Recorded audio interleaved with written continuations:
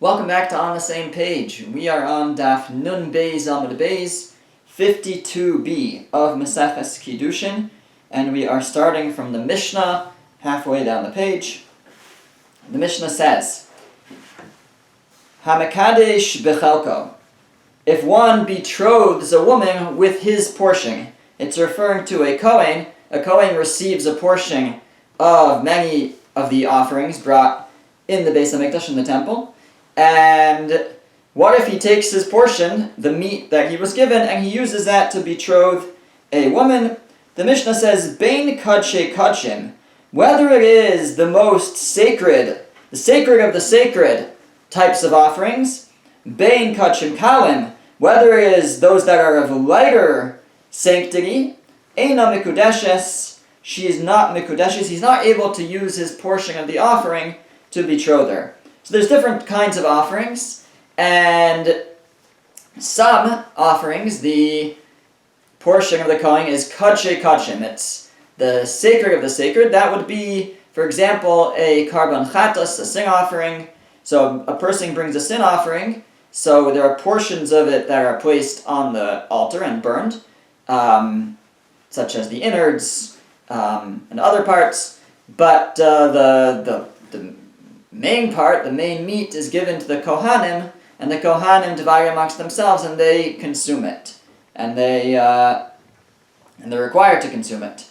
So that is kadshe kadshim. Only the Kohanim eat from that meat, and they have to eat it within the boundaries of the temple walls, within the azara, within the courtyard, and they can't take the meat out because it's so sacred it can't be taken out. Then there's kachim kalim, the lighter sanctity. So, for example, a karban shlamim, a peace offering, a karban toda, which is a type of peace offering, a thanksgiving offering. So there are parts that are placed on the mizbeach, on the altar. There are parts that are given to the kohanim, and there are parts that are consumed by the owner, the one who brought the karban.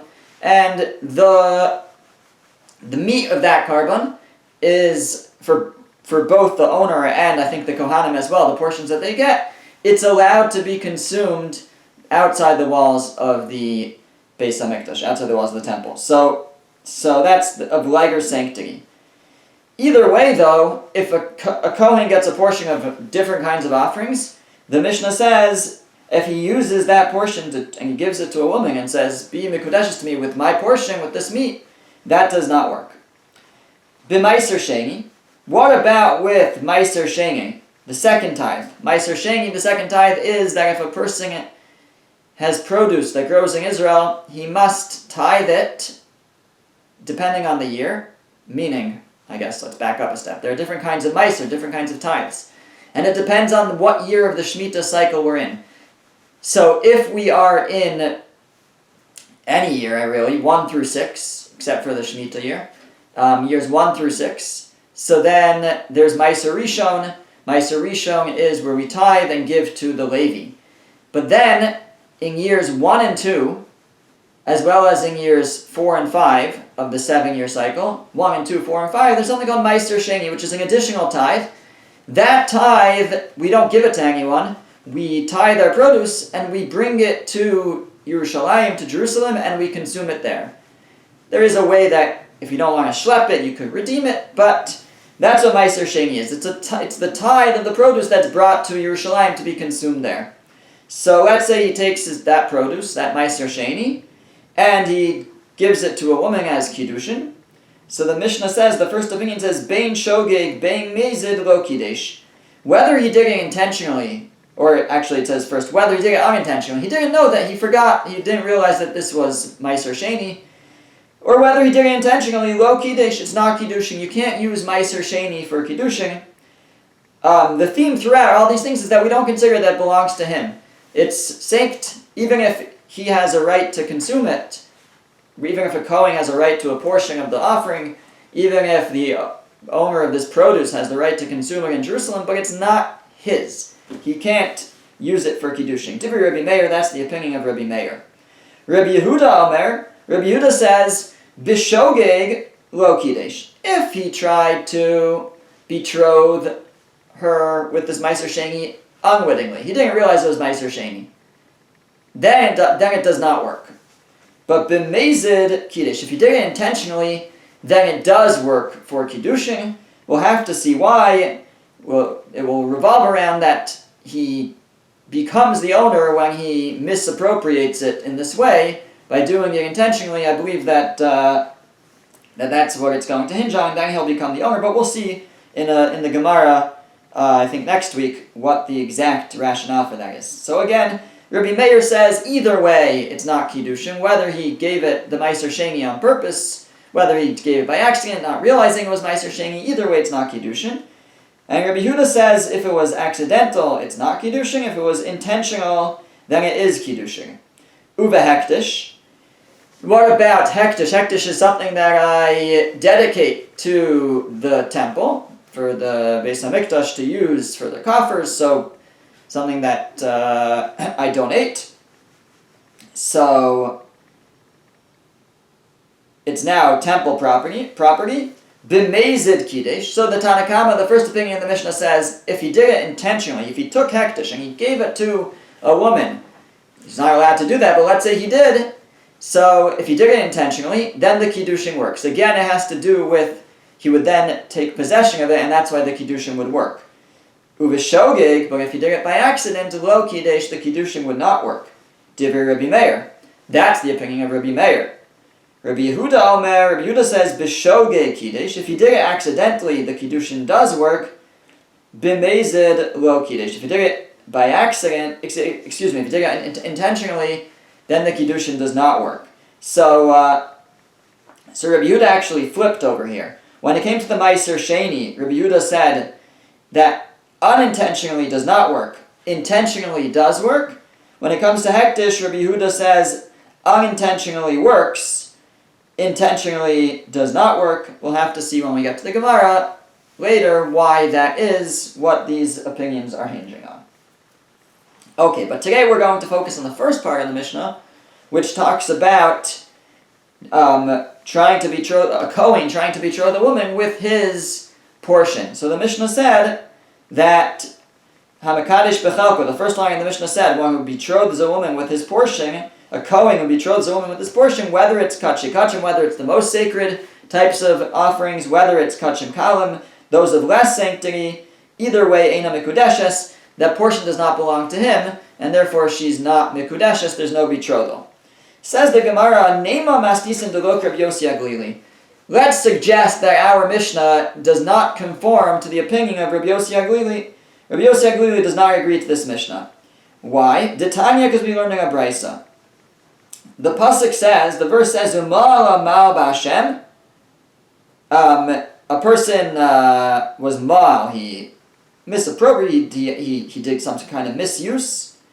And in this case, it's talking about where somebody swore falsely in denying that someone else's property was in their possession. So, Reuven accused Shimon of having his property. Shimon denied it. Shimon took an oath that it wasn't there. After he took the oath, he admitted that actually he was lying. So then he's required to bring a korban and to pay back extra. So the pasuk says, Umar Amal B'Hashem. He transgressed against God, and then it says, and he denied to his friend that his friend's item was in his possession. So, what is this idea of B'Hashem? He was mal B'Hashem, against God. Why does it have to say it that way? It seemingly could have just said mal. He transgressed. We could figure out that it's B'Hashem against God. So the Rabbos Kachim Kalim Shahin Mamono says the Brisa, it's coming to include Kachim Kalim. Kachim Kalim, these offerings of lighter sanctity, to teach us that they are considered his. Divrei Rabbi Yossi Aglili, this is the opinion of Rabbi Yossi Aglili. And what this is referring to is that the verse there says, V'kichesh ba'amiso, that he denied to his friend. That's where, if it turned out that he was lying, he admits that he was lying, he brings a korban. When he took an oath falsely in denying against his friend. But we can infer V'kichesh ba'miso, he denied his friend. But if he denied that he had in his possession not an item of his friend, but rather an item belonging to the temple coffers, hektish, so then this portion doesn't speak of that, he would not be required to take an oath. So again, if let's say the treasurer of the Beis Hamikdash accuses him of having temple property, he denies it, he takes an oath, and then he admits to that he lied, he does not have to bring a carbon. If his friend accuses him, and he takes an oath, and then he admits that he swore falsely, then he does bring a carbon. Says this Brisa, Rabbi Yosef Haglili says that Kachim Kalim would be treated like not temple property, but rather his friend's property. So I guess the example would be his friend had an offering, a shlamim, and he stole it. He stole the meat, or he stole the animal. We'll see in a moment. And then his friend accused him. He denied it. He swore. So who has he stolen from? From the Beis Hamikdash or from his friend? So and again, the difference is that if it's from the Beis Hamikdash, he doesn't have to take an oath. If it's from his friend, when he admits that he swore falsely, he would have to take an oath. He doesn't have to bring a carbon. If it's from the Beis Hamikdash, he would not have to bring a carbon. If it was from his friend, he would. So Rabbi Yossi Haglili says that Ma'ala Ma'al Ba'Hashem comes to include even the case where it's already a dedicated animal for a carbon. So we see, says the Gemara, that Rabbi Yossi Haglili considers Kachim Kalim, these carbonos that are of less sanctity, a shlamim, a peace offering for example, to be the possession of the owner, and not the possession of the temple. And therefore it should follow that if the owner would try to betroth a woman, or if the Kohen would take his portion and betroth a woman, it should, if it's Kachim Kalim, it should work. It's his after all. So the Mishnah seems to be not like the opinion of Rabbi Yossi Haglili. Says the Gemara, Afilu Tamer Rabbi Yossi Haglili. No, we can even say that the Mishnah is like Rabbi Yossi Haglili.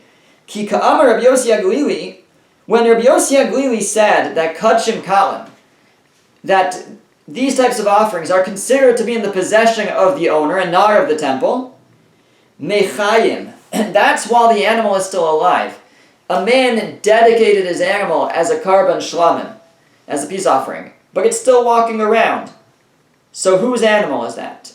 So that's where Rabbi Yossi Haglili says, if it's Kachim Kalim, we look at it still like the original owners, even though he's dedicated it, but he still owns it. And that's where, if it was stolen, and then the person who stole it denied, took an oath that he didn't have it, and then he admitted it, that's where he would have to bring a karban, because it's considered that he stole from his friend. But once the animal has been shechted already, it has been slaughtered for the karban, then it's no longer the possession of the original owner, now it's the possession of the temple. My taima, what's the reason? Because ki kazachol mishulchan gavoa kazachol. When they now get their portions, they're getting it off the heavenly table, so to speak. Because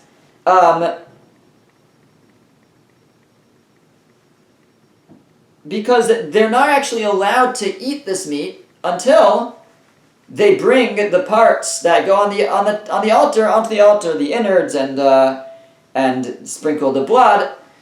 Only after that step are the Kohanim allowed to eat their portions, is the owner allowed to eat his portion. So, and he actually enters a stage now where he has no right to it, and it's like he's being served by the heavenly table, because once the heavenly table gets its portion, the altar gets its portion, then the Kohen and the owners of the karban, those who brought the karban, are allowed to eat from it. At that point, once it's already slaughtered, that's when it's no longer considered to be in his possession. That's what the Mishnah was talking about. We could say that the Mishnah, it seems that way because, the Gemara is about to explain. The Gemara says, Dekanami, that's actually can be inferred from the Mishnah, Dekatani, because the Mishnah says, HaMekadesh Bechalko, one who is Mekadesh betrothed with his portion. So we're not talking about where there's still this animal running around. We're talking about where it's now been apportioned already. So then, that's where it says, Ben Kachim Kachim, Ben Kachim Kalim, Lo Kiddush. Whether it's the most sanct of Karbanos, whether it's the less sanct, Lo Kiddush, it's not a Kiddushin. So Shema Mino, we learned from that language there was Bechelko. With this portion we're talking about after it's already been slaughtered. That's when it's no longer the possession of the original owner, and if whoever has the meat tries to betroth the woman with it, it doesn't work because it's not really his. Okay, the Gemara continues, third wide line, it says, Tanu Rabbanan, the rabbis taught. La'achar petiraso shel Rabbi Meir. After Rabbi Meir died, Amar lahem Rabbi Yehuda l'talmidav. Rabbi Yehuda told his students, Al yikansu talmidei Rabbi Meir lekan. Do not let the students of Rabbi Meir enter our study hall. Why? Mipnei shekantaranim heim. Because they are just arguers and instigators. V'lo lilmod Torah him bayim. They don't come to learn Torah. El lekapachni b'halachos him bayim. They just come to try to overbear me in matters of halacha, to trip me up, to see if I can stand up against them. Very strong, accusation, but that's what Rabbi Yehuda said about the students of Rabbi Meir. Don't let them in, they just come to argue and to try to outsmart me. Dachak Sumchos v'nichnas. Sumchos, one of the students of Rabbi Meir, a great student, he's often quoted in the Gemara, pushed his way in anyways. Amar Lahem, and he announced the teaching of Rabbi Meir, Kach Shana Rabbi Meir, so taught Rabbi Meir, and it's going to be the teaching of our Mishnah. Rabbi Meir taught, HaMekadesh Bechelko, one who betroths, a Kohen who betroths with his portion of the offering, Ben Kachim Kachim, whether it's with the holiest, most sacred of the sacred offerings, Uben Kachim Kalim, and whether it's with those of lighter sanctity, Lo Kiddush, it's not a Kiddushin. So the teaching of our Mishnah, Sumchus came in, and that's what he taught. Ka'as Rabbi Yehuda aleim. Rabbi Yehuda got angry at his students. Amar lahem, he said to them, Lo kacha marti lachem, didn't I tell you, al yikansu mitalmidei Rabbi Meir lekan? Don't let the students of Rabbi Meir in. Mipnei shekantaranim, because they are instigators, v'lo lilmod Torah him bayim, and they don't come here to learn Torah or teach Torah. El kapachni ba'alachos him bayim. They just come to overwhelm me with their halachos. And they teach things, he's really saying, that make no sense. Why does this not make any sense? V'chi isha ba'azara minayin. What would a woman be doing in the azara, in the courtyard of the temple? So, the halacha here that's being taught is that one of the halachos, there's two parts. There's the kachim and the kachim kalim, those of great sanctity, those of lesser sanctity. Like we said in the introduction, kachim kalim, those of lighter sanctity, can be eaten anywhere in Yerushalayim, but even outside the temple walls, outside the azara, the courtyard. But kachim, those of the sacred of the sacred, those karbanos have to be eaten by the kohanim, and they have to be eaten inside the walls of the Beis Hamikdash, in the azara, in the courtyard. So, and if you would bring it out of the courtyard, then actually it becomes puzzle, becomes disqualified, and certainly couldn't be used for Kiddushin. It has no value anymore. It's forbidden to be consumed by anyone. So, and even if it would be brought to the women's section. So he said, how could you have this case in the Mishnah? What he was asking was, this halacha is a crazy halacha. It doesn't make sense. How could you have a case where a man betroths a woman with kachim, with the sacred of the sacred? He's not allowed to take it out of the azara, out of the courtyard, and she can't be in the azara. So how is he going to give it to her? So Tosfos points out that it's not that she's not allowed in the azara, it's that it was very uncommon for a woman to come into the azara, into the courtyard, and therefore, there's no specific prohibition for her to be there.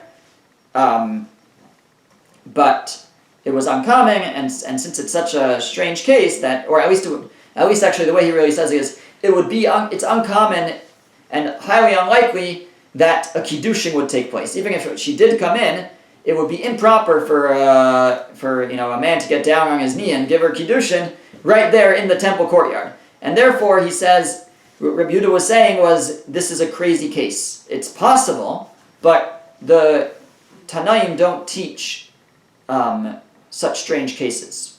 That's what he was saying. So, Amar Rabbi Yossi.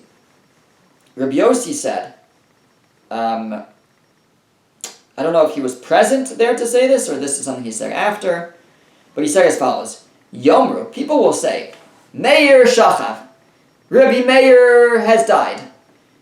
Yehuda Kas, and Rabbi Yehuda is getting angry. Yossi Shasak, and Rabbi Yossi silent.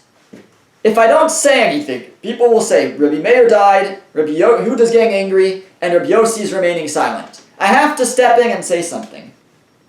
Divrei Torah mate aleh, what will be with the words of Torah?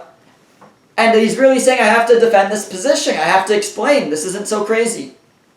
Is it so foreign that a man would accept Kiddushin for his daughter in the temple courtyard? Fine, it's maybe improper for a woman to enter there and receive Kiddushin. There may be a lack of modesty there, but if it's a man accepting on behalf of his daughter there, so that could be. Can't a woman appoint an agent to accept it? It could be an agent, a man, that she could appoint to accept Kiddushin from the Kohen. And furthermore, what if she did come in and do it? It's still fair to talk about that. So he didn't think that it was a problem to teach this halacha. Okay. The Gemara brings a brisa. Tanya, we're learning a brisa. Rabbi Yehuda Omer Mikudeshes. Rabbi Yehuda actually disagreed with the halacha according to this brisa. Rabbi Yehuda held the Kiddushin works. If a man betroths a woman with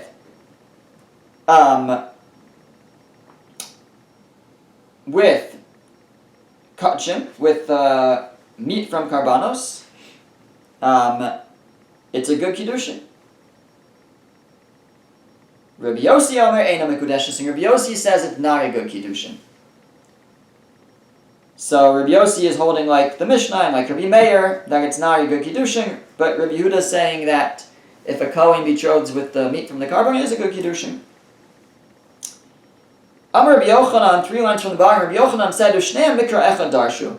Both Rabbi Yehuda, who says it is a Kiddushin, and Rabbi Yossi, who says it's not a Kiddushin, they were both deriving their opinions from the same verse. The verse says, V'zeh yiyalecha mikodesh hakadashim min ha'esh. This will be for you from the holy karbanos, from the fire. That's what the verse says, and it's in the context of describing what the Kohanim receive, what portion the Kohanim receive. So Rabbi Yehuda held lecha. It says it will be for you. Zeh lecha. This will be for you. The portions that go to the Kohanim are for you. Lecha tzarachecha, for all your needs. And it belongs to the Kohen. If it belongs to the Kohen, he could use it for Kiddushin, and it will work. That's why Rabbi Yehuda said, if the Kohen uses his portion for Kiddushin, it's a good Kiddushin. Rabbi Yossi savar, and Rabbi Yossi held ka'esh. No, it's like that which goes on the fire. So, because the verse says, this will be for you from the holy offerings, min ha'esh, from the fire. Meaning there are parts that go on the fire, and these will be for you. That's not from the fire. But it's comparing, says Rabbi Yossi, the parts that go to the Kohanim to the parts that go onto the fire, onto the altar.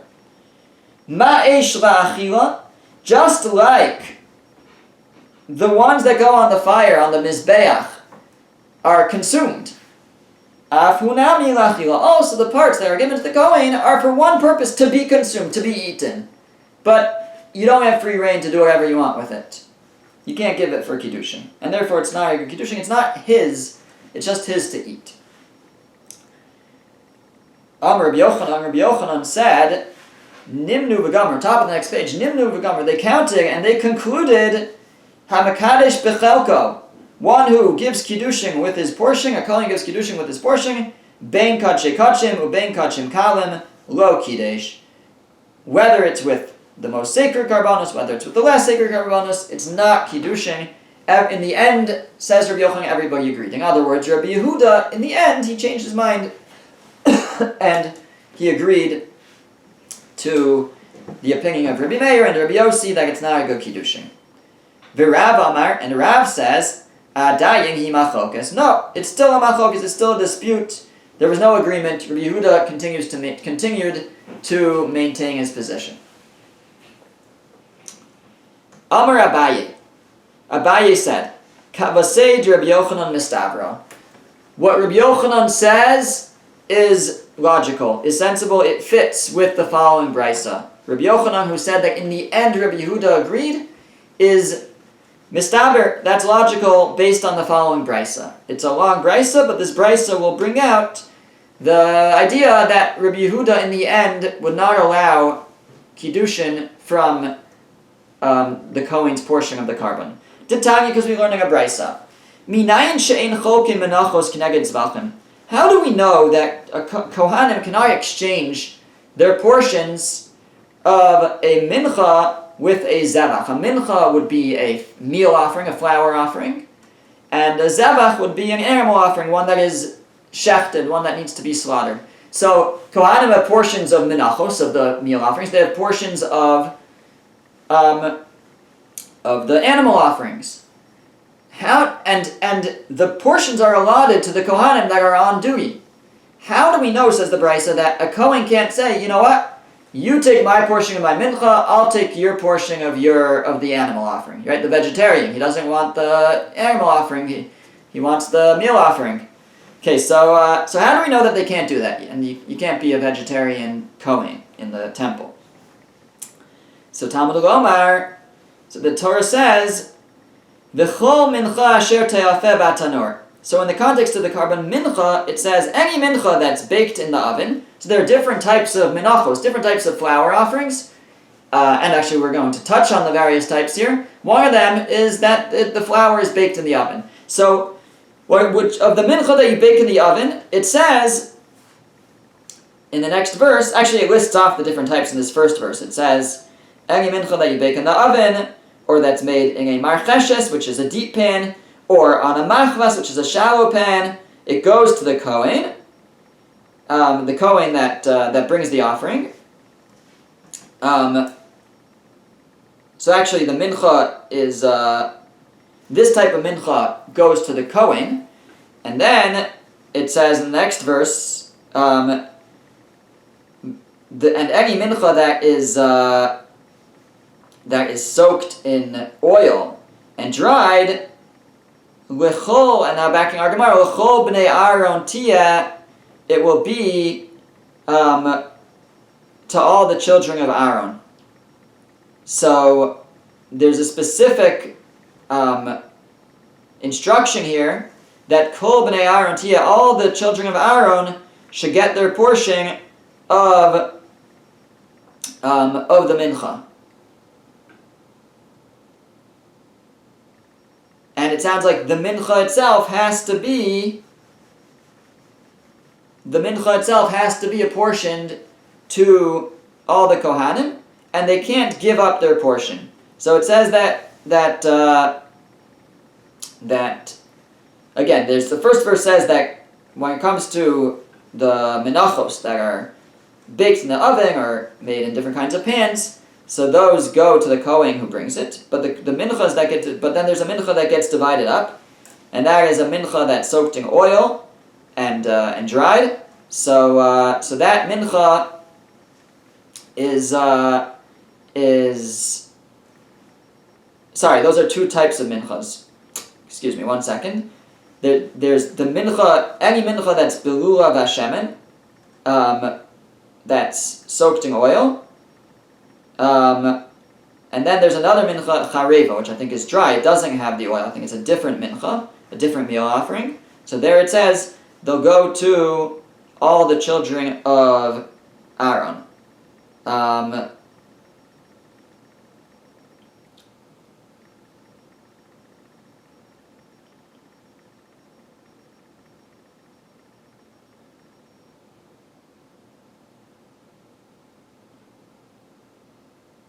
Okay, it sounds like the way the Gemara is interpreting this is that even though the first verse says that it goes to the Kohen himself, but it's combining, and then the second verse says that you divide it amongst all the Kohanim, it seems to be combining the verses and saying that they all go to the Kohanim, not just to the individual. Just going to double check quickly in this Chumash how it's interpreted.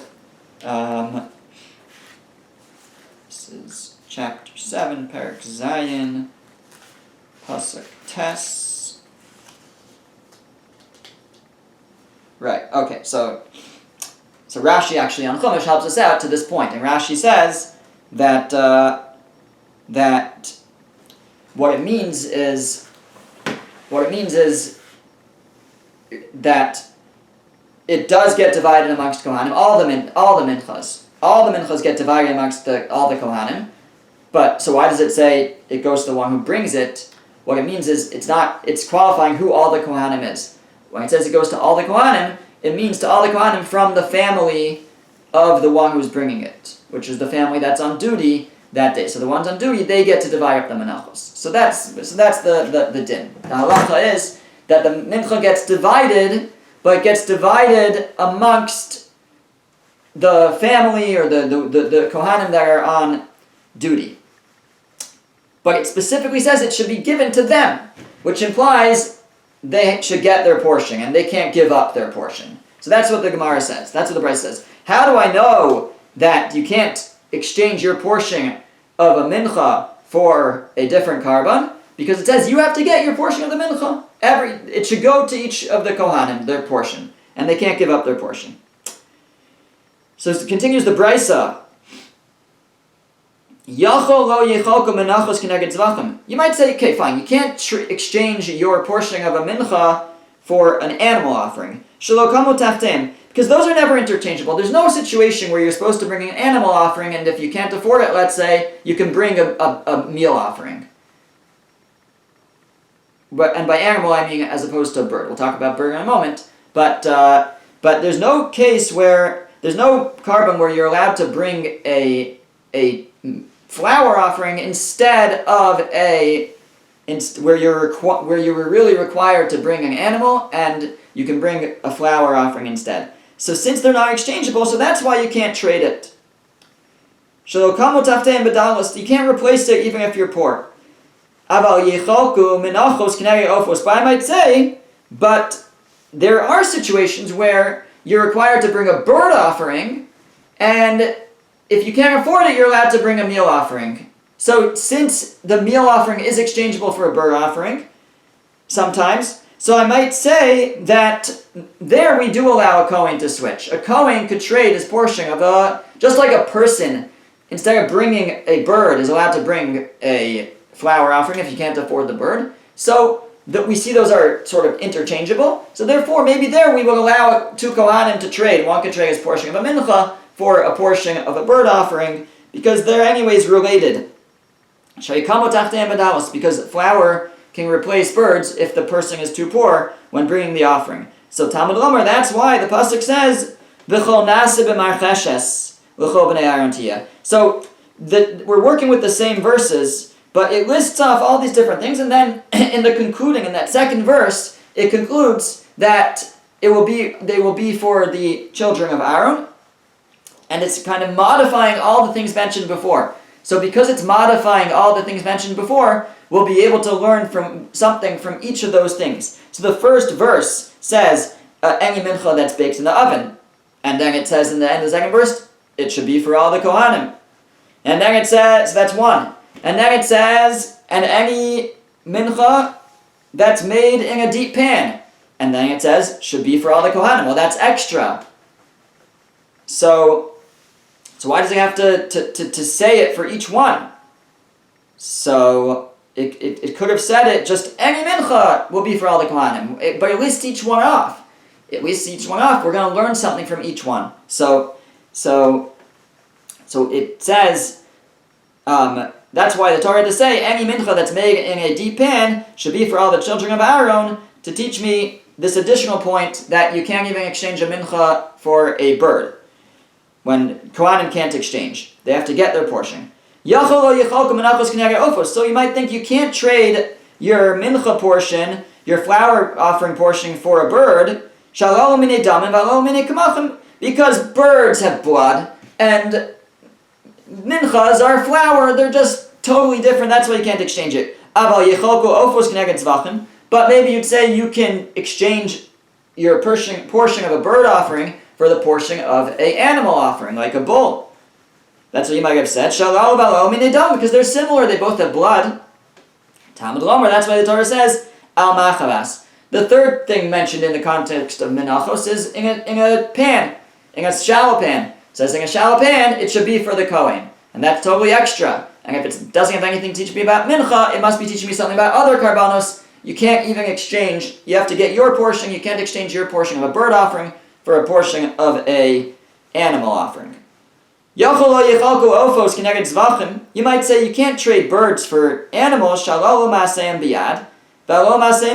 they're different, because a bird offering is shechted with one's hand. The Kohen would shecht it with his thumb, his very sharp thumbnail, but an animal was shechted with a knife, with a kli. So those are different, so they can't be exchanged with the portions. But you should be able to trade one type of mincha for another type of mincha. Because they're both made using their hands. So you should be able to trade one form of mincha for another. Talmud Lomer, that's why the Torah says, it lists another kind of mincha. The mincha that is soaked in oil. And it says, the portion should be for the Kohen. Again, telling us that another extra thing that, no, the portion has to be for the Kohen. Exclude another case where you might have thought that he doesn't have to get his portion and that he could trade it. L'chol b'nei Aaron, to all the children of Aaron. So you might have said, it's fine, you can't trade a mincha that was made in a shallow pan for a mincha that was made in a deep pan. Or the vice versa, one made in a deep pan for one made in a shallow pan. Because one of them produces a soft bread, the one that's in the deep pan of oil, deep fried, but the other one is going to produce something more brittle. It's a shallow pan, it's more fried, shallow fried. So that you can't exchange because they're different. But you would have said you could exchange your portion from a deep pan for someone else's portion from a different mincha from a deep pan, or a shallow pan for the shallow pan if they're the same. Because they're both hard. Inami masem rachim, or they're both soft. You might have thought you could do that, exchange portions from one mincha for another, if they're the same. Talmud Lomar b'chareva. The Torah listed off another thing that it didn't have to mention. Again, it could have just said all the minchas, they have to get their portions, but it listed off each one individually. It said, v'chareva, the dry one, l'chol b'nei Aaron tiyah, should be for the children of Aaron, teaching me that in another case where you might have thought that you can give up your portion, you can't. Yachol lo yichalko b'kodesh hakadashim. You might have said, you can't give up your portion, trade your portion for kodesh kadashim, for karbanos that are the more sacred category. Aval yichalko b'kachim kalim, but you might have said that when it comes to kachim kalim, the lighter portions, those of lighter holiness, of sanctity, you could exchange your portion. Talmud Lomar, that's why that pasuk concludes, the verse concludes, Ish ka'achiv. Each man, like his brother, gets a portion. V'samach lei, and then right next to it, the very next verse says, and talks about a carbon shlamim, and actually the subsequent verse says imal toda, and talks about the carbon toda, the Thanksgiving offering, and these are examples of kachim kalim. Actually, in our Gemara, we have Imal Toda. It's not really necessary to jump to that verse. The preceding verse, which is adjacent to the verse that talks about Menachos, mentions Shlamim explicitly. Some change it. The point is that we have a juxtaposition of a mention of everybody gets their portion, and then it talks about the Karban Shlamim, the peace offering, or the Karban Toda, the Thanksgiving offering, and these are Kadshim Kalim. These are of the lighter sanctity. They can be eaten beyond the temple walls. And yet it's juxtaposed with everybody gets their portion. So again, the Kohen cannot trade his portion. Kishem Shem Chokim B'Kadshei Kadshim, just like you can't exchange your portion on the more saint Karbanos, Kach in Chokim B'Kadshim Kalim, so too you cannot exchange for when it comes to Kadshim Kalim, when it comes to those of lighter holiness. And then finally, it says Ish. It says a man, Ish Cholek Afilu Balmum, a man gets a portion even if he's a Balmum, he has a blemish that disqualifies him from serving in the temple. The Kohen who has a blemish still gets a portion. The Eina Katan Cholek, but a child does not get a portion, Afilu Tam, even if he's unblemished, he does not get a portion until he is an Ish, until he is a man. Now, this Brisa says that not only can you not exchange your portion of Kadshei Kadshim, of the most saint, you also can't exchange your portion of Kadshim Kalim, of the less saint. But either way, both, you can't exchange. So, if the Kohen, though, was the owner of it, if it was his, why can't he exchange it? It seems that it's not his. Now, who's the author of this Brisa? Says the Gemara, Stam Sifra Mani. Who is the author of a Stam Sifra? This Brisa comes from the Sifra, the Toras Kohanim, the Medrash Toras Kohanim, the Halachic Medrash on Sefer Vayikra. And who authored that? If it doesn't say a name, who is it? Rabbi Yehuda. It's Rabbi Yehuda. V'hu Ka'amar. And he said, that you're not allowed to trade your portion of Karbanos. The Kohen can't exchange his portion. So it seems it's not his. So if it's not his, then he would not either be able to betroth a woman with it. So Shema Mina, we learn from here that Rabbi Yehuda must have changed his mind. So it was a long brisa, but we started with that Abaye said that Rabbi Yochanan seems correct, that in the end Rabbi Yehuda changed his mind and agreed to the opinion of Rabbi Meir and Rabbi Yossi, that if a Kohen betroths with his portion of a carbon, it won't work because it's not his. And we see that from this brisa that in the end Rabbi Yehuda came around to their opinion. He seems to agree that the portion the Kohen receives is not his. He can't exchange it. He also could not give it for Kiddushin. Amar Rava. Rava says, Ukirav Milotanya. Do we not have a brisa that also backs up Rav? Rav said that no, Rabbi Yehuda still argues. Rabbi Yehuda still holds that that the Kiddushin would work. He maintains that he never changed his mind. So Rava says, don't we have a brisa that backs up Rav? Vatanya, we have this following brisa. The brisa here is talking about the lechem apanim. The lechem apanim was the showbreads, the special bread that was made in the Beis Hamikdash, that was kept on the shulchan, that was consumed by the Kohanim at the end of the week.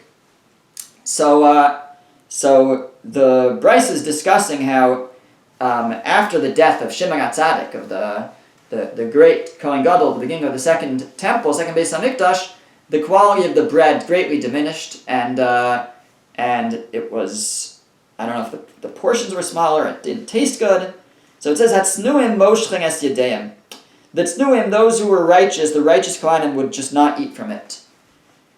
V'hagargaranim chokim. The gargaranim, the gluttons, they would divide. And it sounds like they took the portion of the tznuim. That the tznuim, the righteous didn't want their portion, so they let the gluttons have it. Well, 1 second. I guess just like with all the other portions the Kohanim receive, they're not allowed to share. They have to eat their portion. So too with the lechem apanim, the showbreads, they should not be allowed to share it. And it sounds like they did.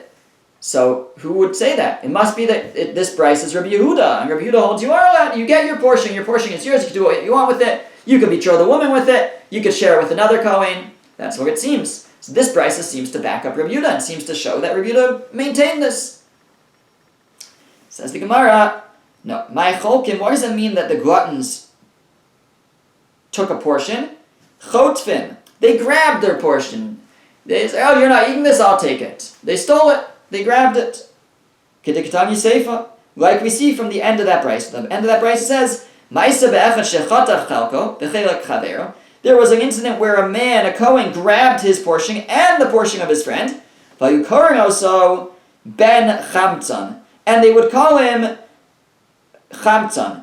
Chamtzon sounds like son of vinegar, but also it means the stealer. Ad yomoso, until the day of his death. So they nicknamed him the stealer because he stole, and he had to carry that nickname for the rest of his life. So you see from that incident in the end of the brisa that we're talking about, where they were grabbing it without permission. You can't show that you have a right to share that what they were grabbing, they were stealing. Amar Rabba bar Rav Shila, Rabba bar Rav Shila said, building on this idea that of the name Ben Chamtzon, Ma'ikra, we have a verse. It says, Elokai palteinu mi'ad rasha. In Tehillim it says, God save me from the hands of the wicked, the hand of the wicked, mikaf ma'o ma'avel v'chometz. From the hands of the ma'avel, the crooked one, and the chometz, the vinegar? No, it means stealing, the one who steals. So we have this word chometz to mean stealing. Rabba Amar Mehalcha, Rabba says another verse. It says in Yeshaya, Limdu heitev dirshu mishpat. They taught well, seek justice, it means learn well, seek justice, and ashru chamotz, and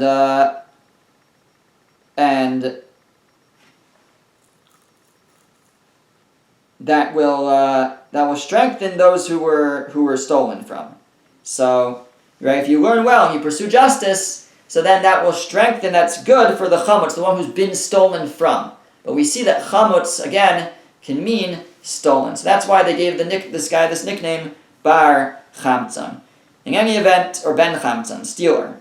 So the Gemara is concluding that Rava does not necessarily have a proof from this brisa that anybody in the end of the day would allow a Kohen to share his portion. It could be that in that case there were Kohanim that were just taking. The gluttons were just taking, but nobody was actually sharing it, because in the end of the day, it seems the Gemara is maintaining that Rabbi Yehuda was choser. Rabbi Yehuda changed his mind, and in the end agreed that the Kohanim don't own their portions. They're allowed to eat them, but they don't own them. They can't be mekadesh a woman with it. They also cannot exchange.